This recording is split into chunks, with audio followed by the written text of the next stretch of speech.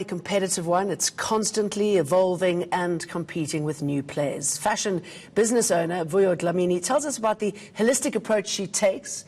This has helped her become a leader in the industry.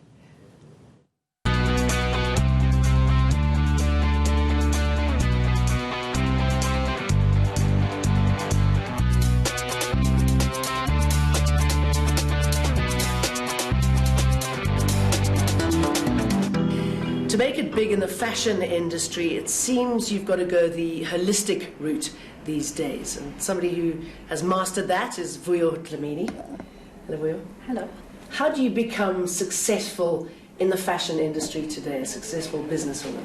Well, I'd say that you definitely don't need education in the fashion industry, but you do need to have a good head and a good heart. And so you need to have passion for this business.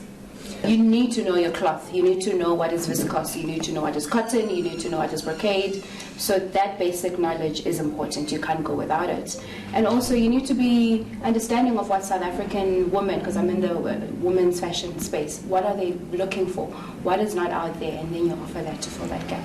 Okay, so say I'm an 18-year-old and I want to get into the fashion industry. What is other than knowing my cloth, what is the first thing that I have to do, and how do you get to the top? Well, I've gotten a lot of 18-year-olds knocking on my door from the fashion schools coming for work experience.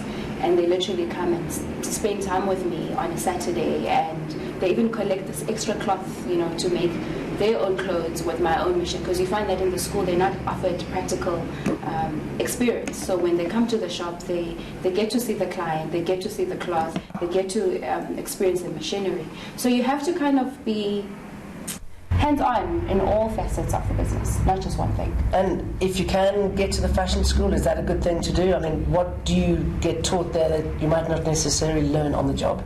Cutting. Because cutting is very critical. There's not an abundance of fabric to go by. So you need to know when you touch your cloth with that scissor, you need to know what you're doing. So that is a skill that is invaluable. And that's why I welcome them to come to my shop to learn. All right, so you were a journalist, and now you are a fashion businesswoman. And to be in the world of fashion, I should imagine you need to do a lot of research. You need to constantly be ahead of the curve. That's where my media industry came very handy, because I was always the one who was researching for stories. Now I'm here researching how to make my business work. I'm always buying magazines, I'm always on the internet, I'm always on Pinterest trying to see what's trending. Now everyone is going digital, so how do I become part of that digital wave but still Africanize it, because people still want to touch and feel and try on things. So how do I stay ahead of the curve but still be in touch with local trends? And tell us more about the business of fashion, where the money is made. Is it made in making clothes for people, or setting up the pop-ups, or how does it work? I've learned in the 5 years that I've been in the industry that people want custom-made clothing. They go to shops and they don't find what they want. And for the longest time, I was sitting with stock that no one was wanting. That's when I had to adapt and make clothes. So that's why I have machines at the back where people make clothes that are custom orders for women, and it's exactly what they're wanting. So you have to give people what they want, basically. Don't fill up your rails with things that people don't want. And because fashion is so evolving and it's changing, so one day you've done blue jackets, but no one is wanting your blue jackets. You need to change into brown. So, and what do you do with those blue jackets then? You have to mark them down and get rid of them somehow. And this shop, tell us about the name of the shop. Timfoletinhle is a Swati word, means beautiful things. The word was really inspired by I wanted a home for beautiful things, from fashion to homeware to decor to gifts. So that's where the name came about, and it's Timfoletinhle. Some people think it's French, but it's actually beautiful. And tell us about the fashion industry, where you see it in 10 years' time. I mean, will there be shops like this? And what you are going to be doing then? There's definitely a place for shops like this, where people can still come and try on clothes, but I see it reducing. Instead of me having a 70 square meter shop, doesn't make sense. So I might go smaller in 5 to 10 years time, not even sooner than that. I'm looking at, you know, upping my digital platform. I'm seeing a lot of customization because people are becoming more fashion conscious. They don't want to just shop for the sake of shopping and filling up their wardrobes. So there's a whole environmental theme going on. So how do you shop less but shop quality?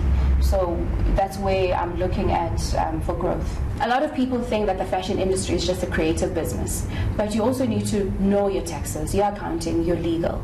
So if you don't know that, ask for help. That would be my first advice. Number 2, if you do have the education, good for you, but you also need to know the practical part of the fashion industry. That's where you can come to people like me and you get to use our leftover fabric, you get to use our machinery, and you get to interface with a lot of customers. Number 3, you need to really love people, because you get people coming into your store not knowing what they want. So you need to be patient. You need to walk through the journey of choosing the fabric, the color, the measuring. Some people are very insecure about their bodies.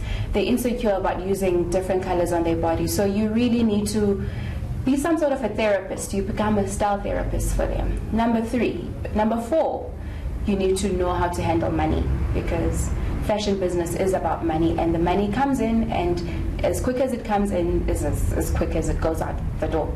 So you need to make sure that your business is sustainable and it can last for a very long time. Number 5, you need to know what's happening. Fashion week dates. What's happening in the environmental space, what's happening in the textile space, where is the fabric sourced, how is it sourced, who's making your clothes, and how are they making it. You can't just be a consumer or just a seller of clothes not knowing where they come from, because people do hold you accountable and people do ask you those questions.